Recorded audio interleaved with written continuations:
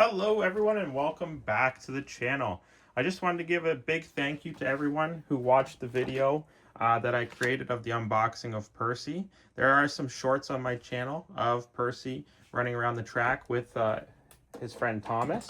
I just wanted to do a quick unboxing of the rolling stock that I purchased for Percy. So this rolling stock was new to me. But I did find it used. It was a pretty good deal. You can find some pretty good deals out there if you're looking. This is the milk car from Thomas and Friends. If you're a fan of the show, you'll know what that is. I am looking to collect more and more of the Thomas and Friends, so I have the complete collection. Bachmann Trains, they make all of this series of Thomas and Friends for G-Scale. So this is all G-Scale Garden Railroad size. I really like this size because of how large it is and kind of fun it is to play with and model.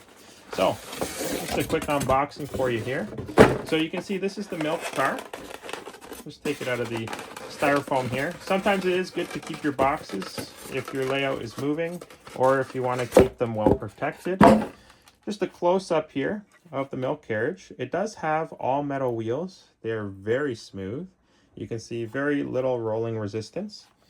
This does have the hook and loop connectors at the ends. I did switch over Thomas so that he has both styles. So he has knuckle coupler at the front and the hook and loop at the back. So that way I can use him with a wide variety of different rolling stocks and engines when I'm using him on the layout. So the milk car is very simple, plastic build up top, but the metal wheels down below really do give it that premium rolling experience when it is on your layout. If you like this video, leave a comment below. Let me know what you would like to see, what you don't like to see, and thanks for watching. We'll see you in the next one.